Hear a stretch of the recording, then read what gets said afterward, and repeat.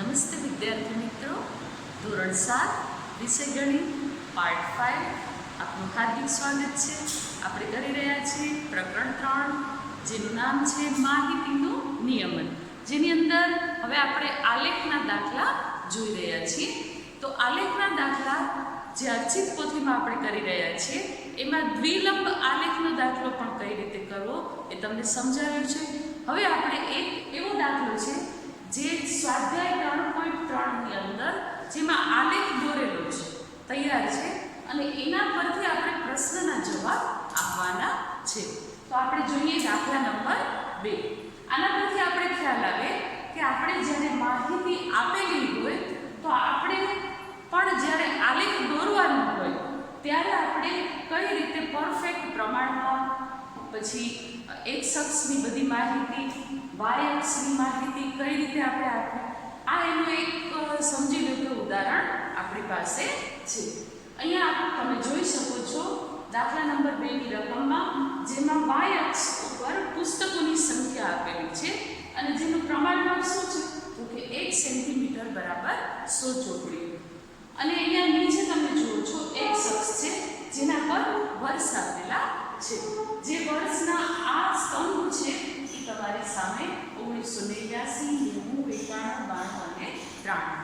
અહીં પણ આપણે પુસ્તકોની સંખ્યા છે એ 0 થી 100, 1 સેન્ટીમીટર બરાબર 100 એ રીતે લઈ અને 600 સુધી આપણે દર્શાવી છે.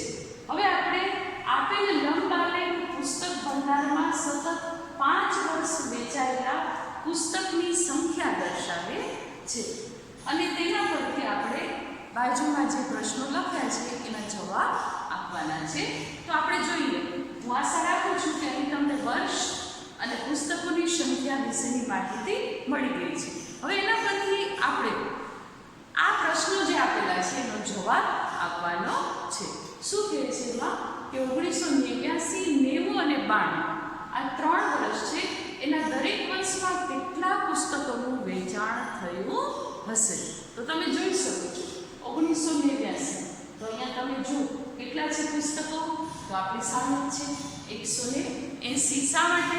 કારણ કે 100 પછીની 8મી લીટી પર તમારી પાસે 5 લીટીવાળી અર્ચિત પોથી છે, તો એની અંદર તમારે એક જે લાઈન છે એને 2 ગણીએ તો 2, 2, 4, 6 અને 2, 8. 200 થી એક લીટી ઓછી જ્યાં આવે ત્યાં શું આવશે? 180. બરાબર ને?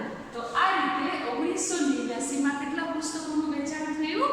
180. હવે જોઈએ આપણે 1990. બરાબર ધ્યાનથી લીટીઓનો અભ્યાસ કરજો તમે, તો તમને એકદમ સ્પષ્ટ થઈ જશે. એક લીટી બરાબર સમજી લેજો તમે 20 નો અંક, પોઈન્ટ 20 નો અંક આપેલો છે. હવે 1990 જોઈએ. જો તમે કે આડી લીટીમાં 1990 નો અંક જે છે એ ક્યાં આવે છે, તો તમે જોઈ શકો છો કે 400 અને 500 ની વચ્ચે બરાબર જ્યાં 75 નો અંક એટલે કે 475 જે આવે, 20 લેતા જઈએ 420, પછી આવે 440, પછી આવે 460, બરાબર છે, પછી આવે 470 અને બરાબર જ્યાં એક લીટી થોડુંક સ્પેસ જવા દઈએ તો ત્યાં તમારા 475 આવે છે. તો આ રીતે આપણે કહી શકીએ કે 1990માં કેટલા પુસ્તકોનું વેચાણ થયું છે? 475. એવી જ રીતે 1992 જોઈએ આપણે, તો તમે જોઈ શકો છો કે 1992 આપણે 92 ની અંદર અહીંયા તમે જુઓ છો 200 ની ઉપર પહેલી લીટી મૂકીને થોડુંક સ્પેસ એટલે કે કેટલા હશે? 225.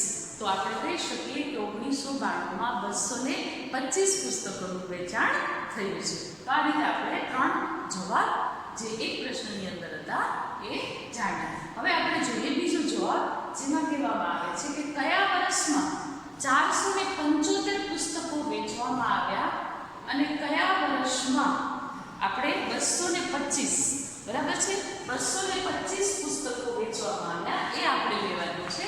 તો આપણે અહીંયા જોઈ શકીએ છીએ કે 1990ના એની અંદર 475 પુસ્તક વેચવામાં આવ્યા અને 1992ના વર્ષમાં 225 પુસ્તકો વેચવામાં આવ્યા છે. જે આપણી સામે આલેખમાં છે. હવે આપણે ત્રીજો પ્રશ્ન જોઈએ કે કયા વર્ષમાં 250 કરતાં ઓછા પુસ્તકો વેચવામાં આવ્યા છે. બરાબર, 250 જે છે ટાર્ગેટ 250 ક્યાં છે? અહીંયા આવે. બરાબર છે. એનાથી ઓછા તો આપણે દેખીતા જ ખ્યાલ આવી જાય છે. કયું વર્ષ આવે છે? 1989 અને 1992 વર્ષ કે જેની અંદર 225 થી ઓછા વેચવામાં આવ્યા, 250 થી ઓછા વેચવામાં આવ્યા છે. કારણ કે એક છે 225 અને બીજા 1989 ના કેટલા પુસ્તકો હતા? 180. તો હવે એવી જ રીતે ચોથો પ્રશ્ન જોઈએ આપણે કે 1989 માં વેચાયેલ પુસ્તકની સંખ્યાનો અંદાજ કેવી રીતે કાઢ્યો આપણે અને એ સમજાવવાનું છે. તો આપણે લઈએ કે સ્તંભની ઊંચાઈ કેટલી છે કે 200 પુસ્તક કરતાં ઓછી દર્શાવે છે. બરાબર ને? અને 1989 ના વર્ષમાં કઈ રીતે, અહીંયા પહેલા મેં તમને સમજાવ્યું કે આપણે 300 થી ઓછી એક લાઈન જે છે ત્યાં એ સ્તંભ આવે છે એટલે કે 180. તો આપણે એમ કહી શકાય કે એ સ્તંભની ઊંચાઈ કેટલી હશે? 1.8. તો 1.8 એને ગુણ્યા 100 કારણ કે 1 સેન્ટીમીટર બરાબર 100 છે. તો એનો જવાબ શું મળશે? 1.8 ગુણ્યા 100 કરતાં 180. એટલે કે એમ કહી શકાય કે 1989 માં વેચાયેલ પુસ્તકની સંખ્યા આ રીતે આપણે શોધી જે ગુણાકાર કરતાં 180 મળે. વિદ્યાર્થી મિત્રો, અર્ચિત પોથીમાં આલેખ નંબર 12 સ્વાધ્યાય 3.3 નો દાખલા નંબર 3 જે પાના નંબર 22 અને 23 ઉપર છે એ તમારે જાતે કરવાનો છે. હવે આપણે લઈ રહ્યા છીએ દાખલો સ્વાધ્યાય 3.3 નો ચોથો, જેની અંદર માહિતી આપેલી છે દ્વિલંબ આલેખ દોરવાનો કે જેમાં વિદ્યાર્થીઓના પ્રથમ અને દ્વિતીય સત્રના દરેક વિષયના માર્ક્સ આપેલા છે અને એના પરથી પ્રશ્નના જવાબ કાઢી અને આપણે આલેખ દોરવાનો છે. તો આપણે સમજવાનો પ્રયત્ન કરીશું. તમે જોઈ શકો છો કે વિષય છે એ આપણે x અક્ષ પર લીધેલા છે. દરેક વિષય અંગ્રેજી, હિન્દી, ગણિત, વિજ્ઞાન અને સાવી. ત્યારબાદ આપણે જે એના સત્ર છે પ્રથમ સત્ર અને દ્વિતીય સત્ર એ આપણે y અક્ષ પર જે એના ગુણ દર્શાવે છે એમાં આપણે જોઈએ કે સૌથી નાનો અંક કેટલો છે અને મોટો અંક. તો તમે જોઈ શકો છો કે સૌથી મોટો અંક છે એ 81 દર્શાવે છે. તો આપણે 81 ની પણ 90 થી 100 સુધી આપણે લઈ જઈ શકીએ છીએ. 95 છે સૌથી મોટો અંક, તો આપણે 100 સુધી અંક લેવા પડે અને આ રીતે જતાં આપણે 10 થી શરૂઆત કરવી પડે. તો y અક્ષ પર આપણે 0 પછી 1 એકમ એટલે કે પ્રમાણમાં 1 એકમ બરાબર જે લંબાઈ આવશે એની 10 ગુણ હશે અને આ રીતે આપણે લઈએ. તો હવે એનો આલેખ આપણે દર્શાવતા જઈએ. તો અંગ્રેજીનો સર્વપ્રથમ લઈએ જેની અંદર 67 માર્ક્સ આવેલા છે પ્રથમ સત્રમાં. તો પ્રથમ સત્ર માટે આપણે પ્લેન સ્તંભ દોર્યો છે જેની અંદર 67 દર્શાવવા માટે આપણે 60ની ઉપરની જે લાઈન છે ચોથી લાઈન, કારણ કે 60 થી 70 વચ્ચે 10 આવેલા છે. હવે 10 એટલે એક લાઈન જે છે તમે જોઈ શકો છો વિદ્યાર્થી મિત્રો, એ એક લાઈન એ 2 અંક દર્શાવે છે. એટલે કે 60 પછી 2 62, 62 પછી 2 64, 64 પછી 2 66 અને 66 પછીનો જે સ્પેસ છે એ 67 કહી શકીએ આપણે. એટલા માટે આપણે અહીંયા મૂક્યું છે 67નો અંક અને એ અંગ્રેજીના વિષયના ગુણ છે. ત્યાર પછી આપણે એના બીજા સત્રના ગુણ જોઈએ 70. તો એ તો રાઉન્ડ ફિગર છે માટે જે 70નો અંક આપેલો છે ત્યાંથી તમે જોઈ શકો છો કે આપણે ડાર્ક કરેલો સ્તંભ દર્શાવ્યો છે અને એ છે 70માં. તો આ રીતે આપણો દ્વિલંબ આલેખમાંનો પહેલા વિષય માટેનો સ્તંભ તૈયાર છે. ત્યાર પછી આપણે હિન્દીમાં જોઈએ તો હિન્દીની અંદર તમે જોઈ શકો છો કે પ્રથમ સત્રમાં એને મળ્યા છે 72 અને 72 માટે આપણે લઈએ તો અહીંયાથી તમે જોઈ શકો છો કે 70ની ઉપરની જે પહેલી લાઈન છે એને 72 કહીશું માટે ત્યાં સુધી સ્તંભ આવશે પ્લેન. અને બીજો સ્તંભ જે ડાર્ક છે એમાં 65 બીજા સત્રના ગુણ છે. તો આપણે 62 માટે 60ની ઉપરનો જે પહેલી લાઈન છે એ આવશે એટલે એ થઈ જશે બીજા સત્રના ગુણ.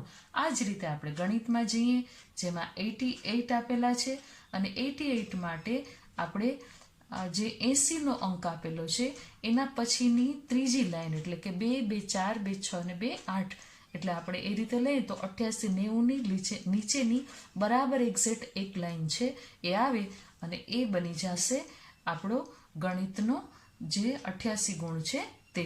અને ત્યાર પછી તમે જોઈ શકો છો કે એના 95 ગુણ છે એ 95 ગુણ શેના છે બીજા સત્રના. તો 95 માટે 90ની ઉપરની બે લાઈન પછીનો વચ્ચેનો સ્પેસ એટલે બને 95. તો આ રીતે આપણી પાસે ગણિતના ગુણ આવી ગયા છે. હવે વિજ્ઞાનનો આપણે એ રીતે સ્તંભ બનાવીએ છીએ જેમાં 81 આપેલા છે. તો 80ની ઉપરની લાઈન જે છે એ 80ની ઉપરની લાઈનમાં બરાબર સ્પેસનો વચ્ચેનો ભાગ એ આપણે બનશે એનો પ્લેન સ્તંભ.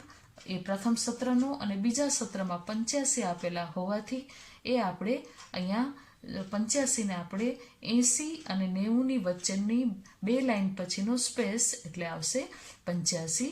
તો આ રીતે દ્વિલંબ આલેખ બન્યો છે એનો. ત્યાર પછી આવશે સાવીના માર્ક્સ. તો સાવીમાં 73 છે તો 73 આપણે 70 પછીનું એક લાઈન મૂકી અને પછીનો જે વચ્ચેનો સ્પેસ છે એ બનશે 73 માર્ક્સ. એના ગુણ છે. અને 75 એટલે કે 70 અને 80ની વચ્ચેની બે લાઈન પછીનો સ્પેસ એટલે કે ડાર્કમાં આપણે એ સ્તંભ બનાવ્યો છે અને એ છે 75. આ રીતે દરેક વિષયના ગુણ તમે જોઈ શક્યા કે આપણે કઈ રીતે એક એક લાઈનનો ઉપયોગ કરી અને આપણે સ્તંભ બનાવ્યા છે. હવે આપણી પાસે જે સ્તંભ તૈયાર છે આ બાજુ ગુણ છે આ બાજુ વિષય છે. પ્રથમ સત્ર અને બીજા સત્રના આપણે જે કઈ રીતે આપ્યા છે એ પણ દર્શાવ્યું છે. પ્રમાણમાપ પણ આપણે આપેલો જ છે અહીં. હવે એના પરથી આપણે પ્રશ્નનો જવાબ કાઢીએ તો પહેલો પ્રશ્ન છે કે વિદ્યાર્થીએ કયા વિષયના દેખાવમાં સૌથી વધુ સુધારો કર્યો છે. તો તમે જોઈ શકો છો કે ગણિતના વિષયમાં એનો સૌથી વધારે સુધારો છે કારણ કે એમાં એના માર્ક્સ ઘણા સારા છે 88 અને 95 એટલા માટે એ સૌથી વધારે સુધારો એનો છે.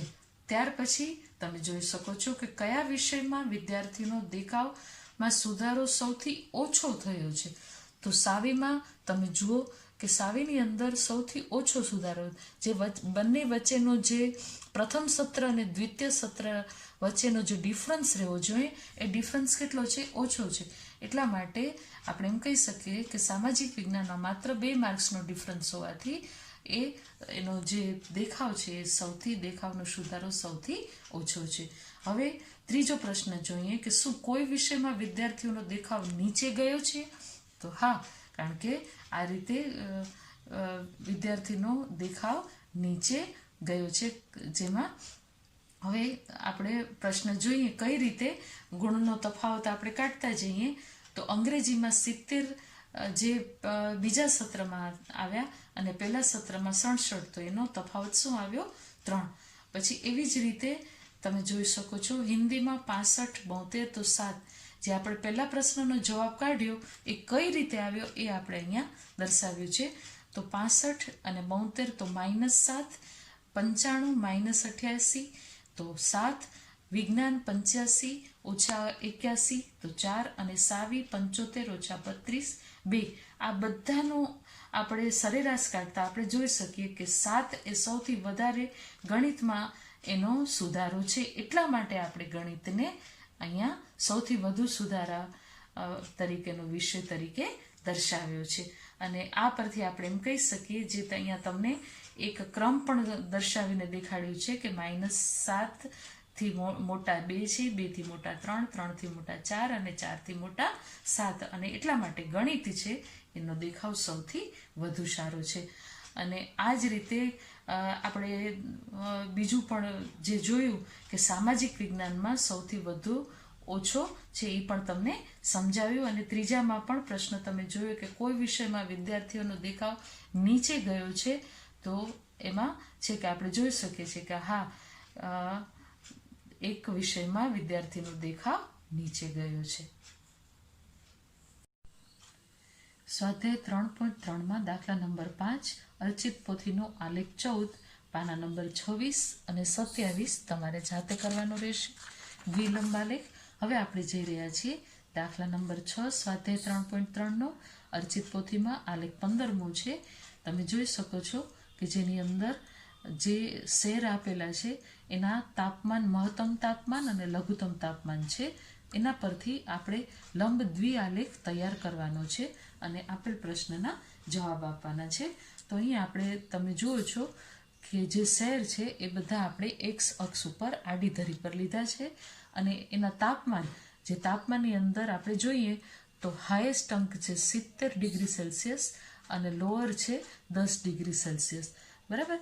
તો આપણે એ રીતે દરેકને ગોઠવતા જઈએ અને અહીંયા આપણે તમે જોઈ શકો છો કે 37, 21 એવા બધા અંકો આપેલા છે.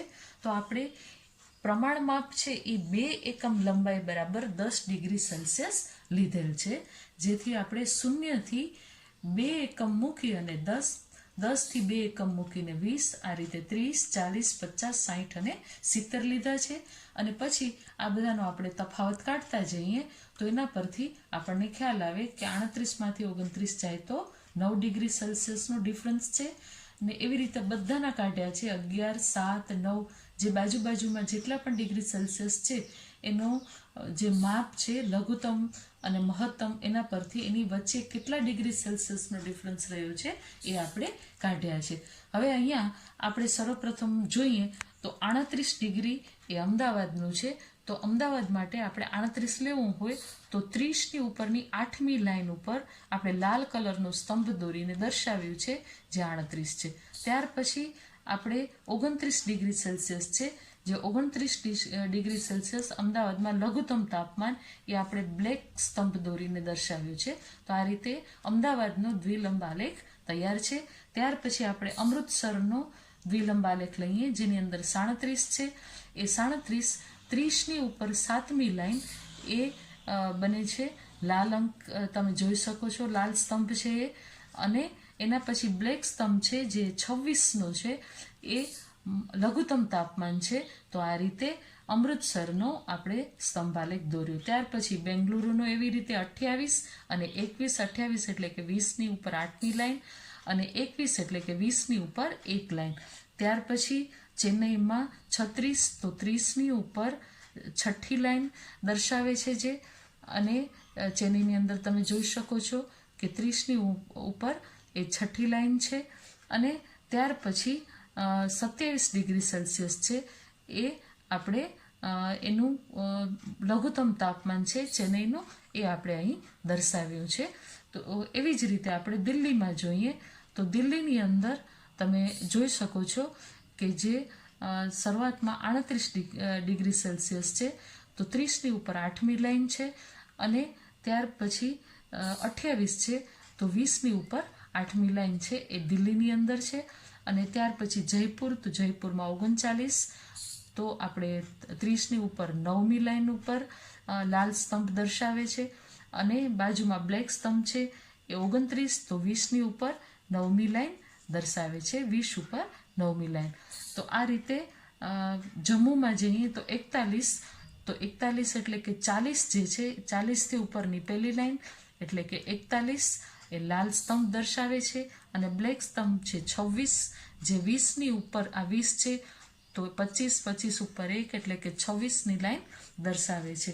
એવી જ રીતે મુંબઈમાં તમે જુઓ છો તો મુંબઈમાં 30ની ઉપર 2 એટલે કે 32 દર્શાવે છે લાલ સ્તંભ. અને બાજુમાં લઘુત્તમ તાપમાન 20ની ઉપર 7મી લાઈન જે તમે જોઈ શકો છો અને એ છે એનું લઘુત્તમ તાપમાન. તો આ રીતે આપણો સ્તંભ આલેખ તૈયાર થઈ ગયો છે. હવે એના પરથી આપણે પ્રશ્નના જવાબ આપી રહ્યા છીએ કે આપેલી તારીખે, જે તારીખ છે 20/6/2006, કયા શહેરના તાપમાનમાં સૌથી વધુ તફાવત છે? તો તમે જોઈ શકો છો 15 ડિગ્રી સેલ્સિયસ. શેમાં છે તફાવત? તો કે જમ્મુમાં. તો આપણે કહી શકીએ કે જમ્મુમાં મહત્તમ અને લઘુત્તમ તાપમાનનો તફાવત સૌથી વધુ 15 ડિગ્રી સેલ્સિયસ વધુ છે. પછી બીજો પ્રશ્ન છે કે કયું શહેર સૌથી વધુ ગરમ અને કયું શહેર સૌથી વધુ ઠંડુ છે? તો આપણે જમ્મુ છે એ સૌથી વધુ ગરમ શહેર, કારણ કે એની 41 ડિગ્રી સેલ્સિયસ છે. અને બેંગલુરુ એ સૌથી ઠંડુ શહેર, કારણ કે 21 ડિગ્રી ઓછામાં ઓછું એનું તાપમાન છે, 21 ડિગ્રી સેલ્સિયસ માટે એ ઠંડુ છે. ત્યાર પછી એનો ત્રીજો પ્રશ્ન છે કે એવા 2 શહેરોના નામ આપો કે જેમાં એકનું મહત્તમ તાપમાન એ બીજાના લઘુત્તમ તાપમાનથી ઓછું હોય તો સ્વાભાવિક છે જોતાં જ આપણને ખ્યાલ આવી જાય કે બેંગ્લુરુનું મહત્તમ તાપમાન અમદાવાદના લઘુત્તમ તાપમાન કરતાં ઓછું છે અને બેંગ્લોરનું મહત્તમ તાપમાન જયપુરના લઘુત્તમ તાપમાન કરતાં ઓછું છે. આપણે જોઈએ ત્યાં જ આપણે આઈડિયા આવી જાય. અને લાસ્ટ પ્રશ્ન છે કે એવા શહેરનું નામ આપો કે જેના તાપમાનનો તફાવત છે એ સૌથી ઓછો હોય. તો મુંબઈમાં તમે જુઓ છો આ બધા કરતાં 5 ડિગ્રી સેલ્સિયસ તફાવત છે. તો એ મુંબઈ છે એવું શહેર છે કે એનો તફાવત ઓછો છે. તો આ રીતે આપણો આ દાખલો તૈયાર થઈ ગયો છે અને આના પછીનો દાખલો પણ તમે જાતે કરી શકશો. હવે આપણે તક અને સંભાવના વિશે સમજવા માટે જઈ રહ્યા છીએ. વિદ્યાર્થી મિત્રો, આપણે સ્વાધ્યાય 3.4 હવે કરવાનું છે. એની પહેલાં આપણે તક અને સંભાવના વિશે માહિતી મેળવીએ. આપણે સૌથી પહેલાં તો જાણીએ કે સંભાવના એટલે શું. તો ચોક્કસ પરિસ્થિતિમાં ચોક્કસતાનું વિશ્લેષણ મેળવવાનો ગાણિતિક અભ્યાસ એટલે સંભાવના. કારણ કે જે આપણે પરિસ્થિતિ છે એનું ચોક્કસ વિશ્લેષણ ગાણિતિક દ્રષ્ટિએ જ્યારે અભ્યાસથી મેળવીએ છીએ ત્યારે એ સંભાવના બની જાય છે. અને પ્રયત્ન કહીએ અથવા તો તક એ બંને એક જ છે. પ્રયત્ન શું છે તો કે પ્રયત્ન એ એક ક્રિયા છે કે જેમાં એક કે તેથી વધુ પરિણામ મળી શકે છે. હવે ઘટના વિશે જાણીએ કે પ્રયોગ માટેની ઘટના એ પ્રયોગના કેટલાક પરિણામોનું એકત્રીકરણ છે. કારણ કે જે આપણે પ્રયત્નો કર્યા છે અને એ પ્રયોગના કેટલાક જે પરિણામો મળ્યા છે અને એનું એકત્રીકરણ થયું છે તો એ શું બની ગઈ છે? ઘટના. એવી જ રીતે સંભાવના વિશે પણ આપણે માહિતી લઈએ તો કોઈ ઘટનાની સંભાવના એટલે તે ઘટના માટેના પ્રયત્નની સંખ્યા અને પ્રયોગના પ્રયત્નોની કુલ સંખ્યાનો ગુણોત્તર, જે આપણે અહીં નીચે એક સૂત્રના સ્વરૂપમાં પણ દર્શાવ્યું છે. ઘટના એ એટલે કોઈ પણ ઘટના છે, આલ્ફાબેટ પ્રમાણે એ લીધું છે. તો એ બને તેની સંભાવનાને આ રીતે આપણે PA વડે દર્શાવીએ તો PA એટલે કે ઘટના એ ઉદ્ભવે તે માટેના પ્રયત્નોની સંખ્યા છેદમાં પ્રયત્નોની કુલ સંખ્યા.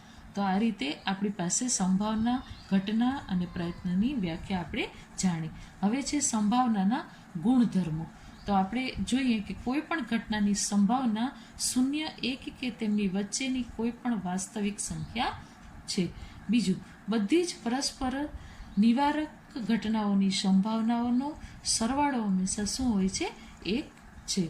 ત્રીજું, અશક્ય ઘટનાની સંભાવના 0 છે અને નિશ્ચિત ઘટનાની સંભાવના 1 છે. અશક્ય છે જે થવાનું જ નથી તો એનું 0 આવે અને જે ઘટના થવાની છે એની સંભાવના 1 બની શકે છે.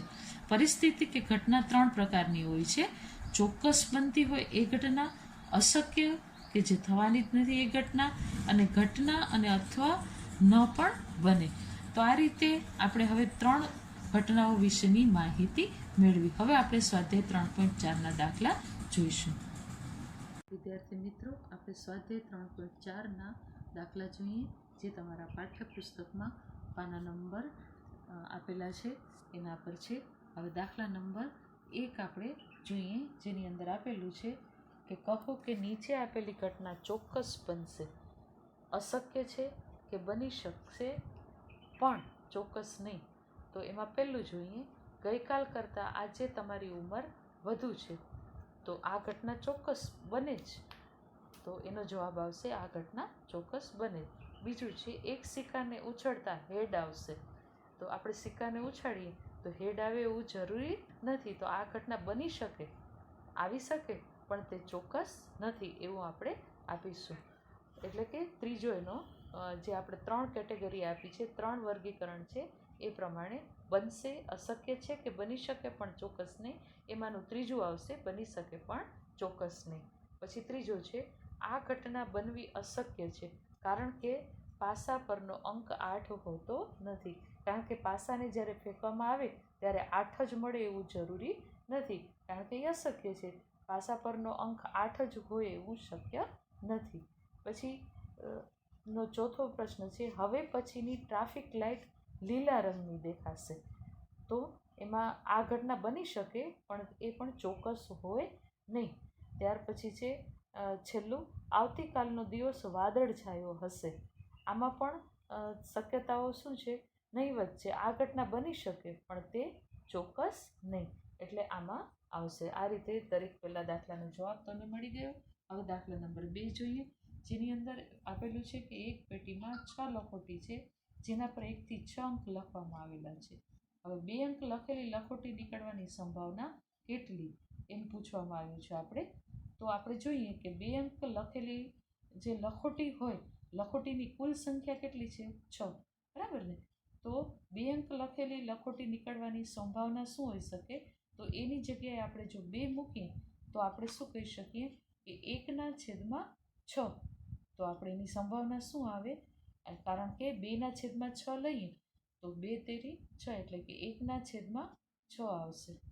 હવે એવી રીતે આપણે લઈએ બીજો દાખલો કે 5 અંક લખેલી લખોટી નીકળવાની સંભાવના કેટલી? તો 5 આપણે એની જગ્યાએ લેતા P5, તો એમાં પણ 5 અંક લખેલી લખોટીની સંભાવના કેટલી હોઈ શકે? એક જ સંભાવના હોઈ શકે, એટલે કે 1/6, કારણ કે પેટીમાં લખોટી કુલ 6 છે, માટે બધાની એક જે સંભાવના છે એ શક્ય છે, માટે 1/6 આવશે.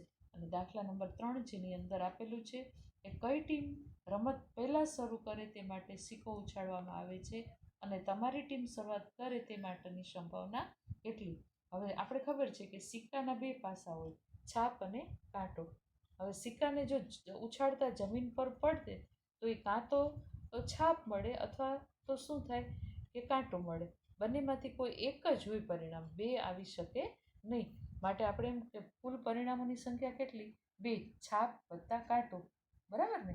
આ 2, એટલે કે એની સંભાવના કેટલી? તો કે કુલ સંખ્યા હોય હંમેશા છેદમાં લેવાય અને જે આપણે મળે એ અંશમાં લેવાય. તો સંભાવના 1 મળે, એટલે 1/2. જેમ આપણે ઉપરના દાખલામાં કુલ કેટલા હતા?